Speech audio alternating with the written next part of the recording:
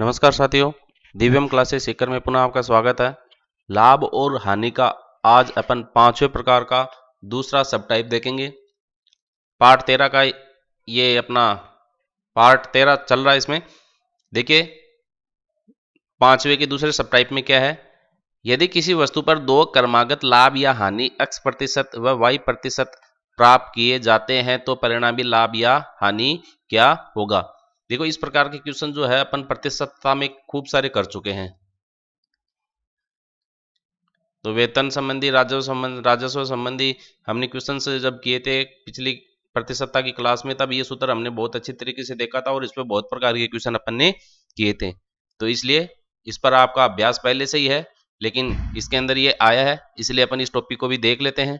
तो इस पर आधारित देखो क्वेश्चन देख लेते हैं, इस पर ज्यादा डिस्कस करने की आवश्यकता नहीं है जहां तक मैं समझता हूँ। देखिए ए बी को एक साइकिल 5% लाभ पर बेचता है तथा बी इस साइकिल को 10% लाभ पर बेचता है तो परिणामी लाभ ज्ञात कीजिए। तो सबसे पहले तो इसका डिटेल्ड देख लेते हैं, लॉन्ग मेथड जो है वो कि किस प्रकार से अपन इसका आंसर प्राप्त करते हैं। शॉर्टकट पर अपन इसके बाद में बात करेंगे। तो देखो लाभ दे रखा है 5%, फिर बी इस साइकिल को बेचता है तो 10% उसको लाभ होता है बी को। तो ए का लाभ 5%, बी का लाभ 10% है, तो परिणामी लाभ ज्ञात करना है। तो जब भी आपको लाभ ज्ञात करना हो, लाभ या हानि ज्ञात करना हो, तो आपको सबसे पहले ये आना चाहिए कि हम क्रय मूल्य ज्ञात कर सके। क्योंकि प्रॉफिट और लॉस का जो क्वेश्चन है उसके अंदर आपको प्रॉफिट और लॉस में जो कॉस्ट प्राइस है वो ज्ञात होना जरूरी है। इसके साथ ही आपको प्रॉफिट और लॉस का भी ज्ञात होना जरूरी है। तो हम कैसे ज्ञात करेंगे? सबसे पहले तो हमें इसमें जैसे लाभ की बात कर रहा है तो हम इसमें प्रॉफिट ज्ञात करेंगे कि प्रॉफिट कैसे ज्ञात करें। ठीक है, प्रॉफिट के साथ ही अपन कॉस्ट प्राइस भी ज्ञात करेंगे कि कॉस्ट प्राइस कैसे प्राप्त हो। अब प्रॉफिट होता क्या है? विक्रय मूल्य माइनस क्रय मूल्य होता है। इसलिए प्रॉफिट आपको तब ज्ञात होगा जब आपको विक्रय मूल्य और क्रय मूल्य पता हो कि ए का क्रय मूल्य क्या है, बी का विक्रय मूल्य क्या है। देखो ए क्या करता है, बी को बेच देता है। ए बी को एक साइकिल और बी फिर किसी और को बेच देता है 10% लाभ पर। तो हमें एक तो प्रारंभ में ए का क्रय मूल्य कितना है वो ज्ञात करना पड़ेगा, फिर बी किसी और को कितने मूल्य में बेचता है यानी कि उसका विक्रय मूल्य ज्ञात करना पड़ेगा। तो यहां से जो विक्रय मूल्य मिलेगा उसमें ए का जो क्रय मूल्य है उसको घटा देंगे तो अपने को प्रॉफिट प्राप्त हो जाएगा। तो देखिए हम सबसे पहले तो क्रय मूल्य मान लेते हैं। माना ए के लिए साइकिल का क्रय मूल्य कितना है, x रुपये है। अब x क्या करता है, इसको 5% लाभ पर बेचता है, तो x का क्या हो जाएगा 5% प्रॉफिट, तो ये 100 + 5 हो जाएगा। तो ए का जो विक्रय मूल्य है 5% लाभ पर बेचता है ना, तो ए का विक्रय मूल्य, क्रय मूल्य अपन x मान चुके हैं। अब विक्रय मूल्य की बात करें तो ए बी को बेच रहा है तो ए का तो विक्रय मूल्य, अब बी खरीद रहा है तो बी का क्या हो जाएगा क्रय मूल्य, इसलिए इधर मैंने लिख दिया बी के लिए क्रय मूल्य। वो कितना होगा, x का 5% प्रॉफिट, तो x का 5% प्रॉफिट कितना होगा, प्रॉफिट होता है तो अपन 100 में 5 जोड़ के बटा 100 करते हैं, गुणा कर देते हैं फिर क्रय मूल्य से, और हानि होती है तो 100 में से घटा देते हैं। तो ये 105x बटा 100 अपने को प्राप्त हो गया। तो ये क्या मिल गया अपने को, बी का विक्रय मूल्य, सॉरी बी का क्रय मूल्य मिल गया अपने को। अब देखो बी क्या करता है, इसको फिर बेच देता है 10% प्रॉफिट पर, यानी कि 10% लाभ कमा लेता है। तो बी का क्रय मूल्य कितना है, देखो 105x बटा 100 है। अब यहां पर बी का क्रय मूल्य कितना है 105x बटा 100, तो 105x बटा 100 पर बी 10% लाभ कमा रहा है। तो अब हमें यहां बी का विक्रय मूल्य प्राप्त करने के लिए क्या करना पड़ेगा, 105x बटा 100 का 10% प्रॉफिट ज्ञात करना पड़ेगा। तो मैंने 10% प्रॉफिट ज्ञात करने के लिए क्या किया, बी का विक्रय मूल्य लिखा 105x बटा 100 का 10% प्रॉफिट, तो 100 + 10 बटा 100 करके 110 बटा 100 यहां पर मैंने लिख दिया है। अब देखिए हमने क्या कहा था सबसे पहले क्लास में कि हमें बी का तो विक्रय मूल्य ज्ञात करना है और ए का क्रय मूल्य ज्ञात करना है, फिर दोनों का अंतर कर देंगे तो अपने को लाभ मिल जाएगा। क्योंकि यहाँ पर डायरेक्ट ये लाभ की बात कर रहा है इसलिए मैं डायरेक्ट लाभ बता रहा हूँ। तो विक्रय मूल्य से में से क्रय मूल्य घटा देंगे तो अपने को लाभ मिल जाएगा। इसलिए लाभ देखो क्या है, बी का विक्रय मूल्य माइनस ए का क्रय मूल्य। तो बी का विक्रय मूल्य कितना है 105x बटा 100 गुणा 110 बटा 100, तो वो रख दिया यहाँ पर 105x बटा 100 गुणा 110 बटा 100। और क्रय मूल्य कितना है ए का, हमने x माना तो x, अब इसमें से x कॉमन ले लेते हैं तो अपन इसको इस तरीके से लिख देते हैं 105 गुणा 110 बटा ये आपका 10,000 माइनस 1 हो गया। ये इस तरीके से अपने को प्राप्त हो गया। अब देखिए आपको लाभ प्राप्त हो गया, ठीक है।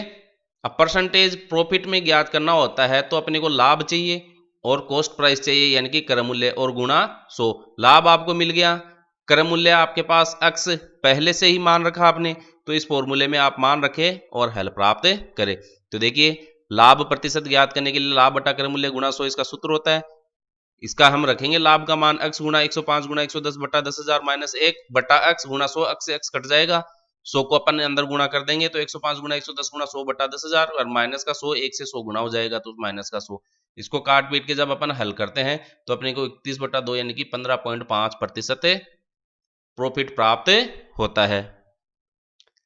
तो आपने क्वेश्चन की प्रकृति के अनुसार देखा कि हमें क्या ज्ञात करना है। सबसे पहले आप क्वेश्चन को पढ़ो और उसको देखो कि वो लाभ चाह रहा है, तो लाभ के अंदर क्या क्या दिया हुआ रहता है, विक्रय मूल्य माइनस क्रय मूल्य दिया हुआ रहता है, इसका मतलब विक्रय मूल्य पहले चाहिए, ठीक है, यानी कि सेलिंग प्राइस पहले चाहिए, फिर कॉस्ट प्राइस भी चाहिए, फिर दोनों का डिफरेंस करेंगे, डिफरेंस करके अपन प्रॉफिट का परसेंटेज का सूत्र लगा देंगे और हल प्राप्त कर लेंगे। तो हमें करना क्या है क्वेश्चन के अंदर, वही सोचना है। बाकी तो आपके लिए देखो सारे सूत्र वो के वही आ रहे हैं, कोई नए सूत्र हम नहीं पढ़ रहे। ये 13वां पार्ट चल रहा है अपना लाभ हानि का, इसमें हमने नया कुछ भी नहीं देखा है। अगर आप लोग विधि से सरल करते हैं तो नया तो कुछ भी नहीं है, बस हमें मानकर चलना एक छोटी सी चीज। आपको ये पता होना चाहिए क्वेश्चन में क्या दिया है और हमें क्या ज्ञात करना है और किस प्रकार से वो ज्ञात होगा। अगर आपको प्रॉफिट ज्ञात करना है तो उसके लिए विक्रय मूल्य और क्रय मूल्य ज्ञात होना जरूरी है, या लॉस भी ज्ञात करना है तो भी विक्रय मूल्य क्रय मूल्य ज्ञात होना जरूरी है। बस यही तो जो दो चीज पढ़ रहे हैं प्रॉफिट और लॉस में, प्रॉफिट और लॉस, इसके लिए विक्रय मूल्य और क्रय मूल्य ज्ञात करना है। ये ज्ञात करते हुए चले आप तो आपको कहीं दिक्कत नहीं आएगी। तो अब इसके हम शॉर्टकट की बात करते हैं। देखिए, लाभ प्रतिशत जब ज्ञात करना हो तो इस प्रकार के क्वेश्चन में जब किसी वस्तु को लाभ और हानि पर बेचते हैं तो ये सूत्र हमने बहुत अच्छी तरीके से प्रतिशतता की क्लास में देखा है, इसलिए इस पर ज्यादा डिस्कस करने की आवश्यकता भी नहीं है। तो plus minus x plus minus y plus minus x y बटा 100 होता है। प्लस का चिन्ह अपन जब प्रॉफिट होता है तब काम में लेते हैं, और माइनस का चिन्ह हम लॉस होता है तब काम में लेते हैं, प्रॉफिट और लॉस। यहां पर जो चिन्ह है वो इनके गुणनफल पर डिपेंड करेगा। अगर एक प्रॉफिट और एक लॉस है तो एक प्लस एक माइनस गुणा हो जाएगा, तो प्लस माइनस गुणा होगा तो क्या मिलेगा, यहां माइनस मिलेगा, ठीक है। तो इस चीज को आप ध्यान रखेंगे क्योंकि यहां गुणा हो रहा है एक्स वाई और यहां क्या है, अलग अलग है। तो प्रॉफिट के लिए अपन प्लस चिन्ह कहां में लेंगे, लॉस के लिए माइनस चिन्ह। अब देखिए आगे, हमें क्वेश्चन में यहां दिया गया है एक्स का मान 5%, वाई का मान 10% और दोनों ही प्रॉफिट है। इसका मतलब हम प्लस का चिन्ह कहां में लेंगे, तो यहां पर प्लस एक्स प्लस वाई, और एक्स और वाई का चिन्ह भी क्या है, प्लस का रहेगा। तो प्लस एक्स को आप अगर प्लस वाई से गुणा करेंगे तो क्या मिलेगा, धन चिन्ह, दोनों समान चिन्ह है तो समान चिन्हों का गुणनफल क्या होता है, समान चिन्ह होता है, तो प्लस होता है। तो प्लस एक्स वाई बटा 100 लिख दिया मैंने यहाँ पर। अब 5 प्लस 10 प्लस 5 गुणा 10 बटा 100 लिखो, 15 बटा 1 प्लस 50 बटा 100, इसको अपन लघुत्तम लेकर सरल करते हैं तो 1550 बटा 100 और ये 31 बटा 2 प्राप्त होता है। वो लास्ट में देखो यहाँ पर भी 31 बटा 2 प्राप्त हुआ है। इसका मतलब आप इस तरीके से इसका शॉर्टकट भी देख सकते हैं। तो ये 15.5% अपना आंसर प्राप्त हो गया है।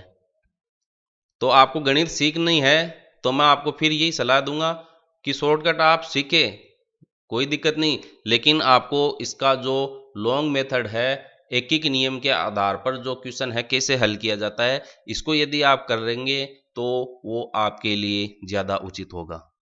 सीखना है, हमें मंजिल प्राप्त करनी है, ठीक है। इसलिए शॉर्टकट, और पढ़ाई में किसी भी काम में कोई शॉर्टकट नहीं होता है, ये आप किसी भी विद्वान आदमी के मुंह से आपने सुना होगा और आप जानते भी अच्छी तरीके से। इसलिए आलस न करें और इन चीजों को हर तरीके से हल करने का प्रयास करें।